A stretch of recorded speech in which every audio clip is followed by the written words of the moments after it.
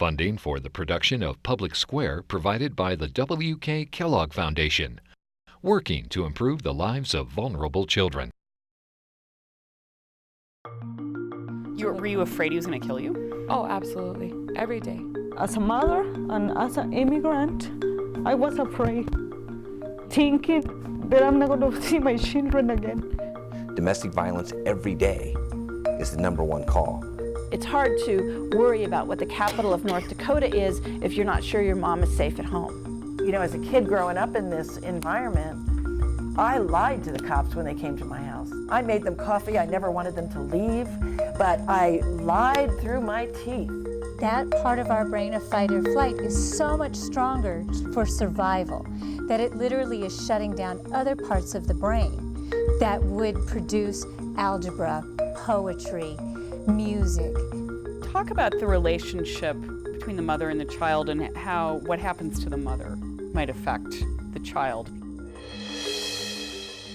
Welcome to Public Square, where civic dialogue takes center stage.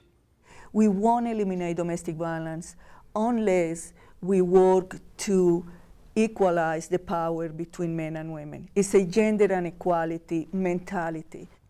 The devastating effects of domestic violence on women are well documented. But what about the impact on children?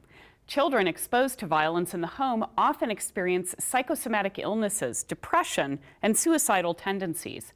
Later in life, these children are at greater risk for substance abuse, juvenile pregnancy, and criminal behavior than those raised in homes without violence. Albuquerque is a leader in providing innovative solutions for victims with resources like the Family Advocacy Center. Yet the number of domestic violence cases remains high.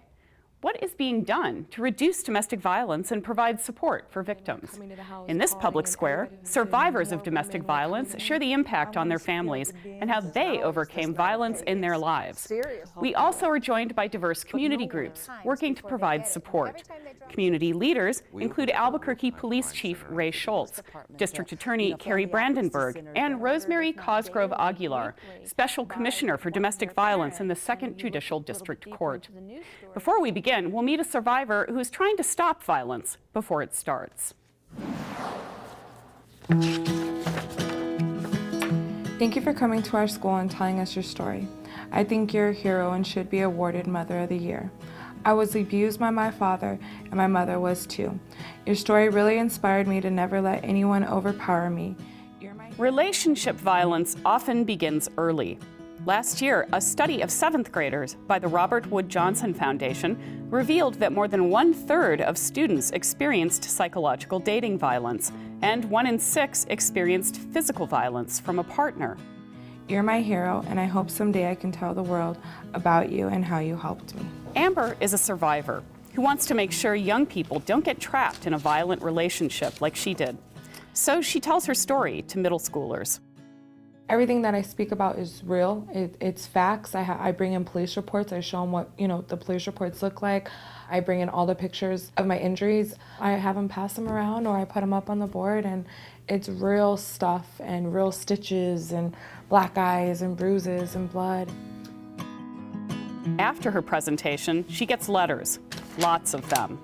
I don't really know how to start this letter, but I'll start by saying thank you for sharing your story with us. Since I've heard what you've went through, I think of boys differently. Now I know that boys come and go, and that I still have a long time to be thinking about who I'm going to spend the rest of my life with. For me, it was important because to impact kids at this age, because I met him when I was about 13, 14 years old. And for kids nowadays, that's when they're starting to become intimate or be in relationships or starting to date, things like that. So it's better that they learn the symptoms now rather than deal with it for a very long time and never know that how they're being treated was incorrectly. Thank you so much for coming to our class and telling us about what you went through. I know it was hard to talk about in front of a whole class. I also thank you for making me realize I was in an abusive relationship. I am very happy that you came and talked about your story, because I would not have told anyone that my mom abused me, my sister, and my brothers. I started talking to the boys at the middle school last year, Thank you for coming to our classroom. I promise to never put my hands on a girl. I was surprised that your ex-husband could hurt you like that. I'm glad you left him, and I hope nothing like that happens to you again.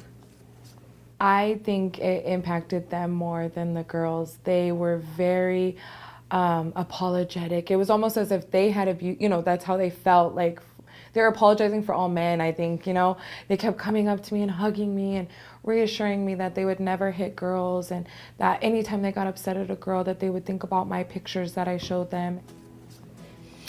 I want to thank you for taking the time to come and talk to us about the abuse that you went through. I must admit that I learned a lot. You're a strong woman, a survivor, that opened a lot of people's eyes. You made a change in my life. It makes me happy because they're aware of it at such a young age. It just gives me hope that they don't ever go through that again. Or, what I went through, any of it.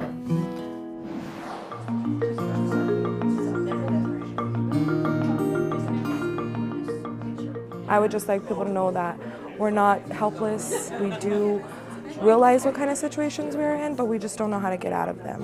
And when you're scared and you're frightened, you kind of stay in that situation so you don't get hurt anymore or others don't get hurt. That was my main factor, was I didn't want anybody else to get hurt.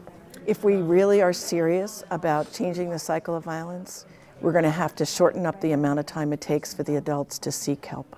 Because while they're not seeking help, the children are watching.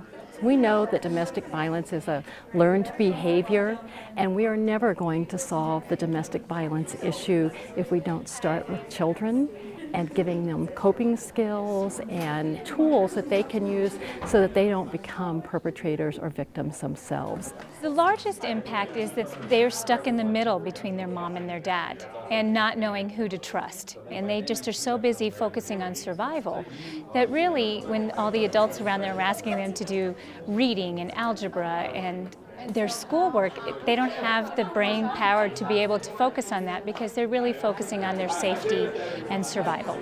I would say that domestic violence is a root problem. It's a problem that shows itself in many, many ways. It pops up from the same root structure as truancy, as drug addiction, as dropouts. We're dealing with those problems and we're not dealing with the root structure.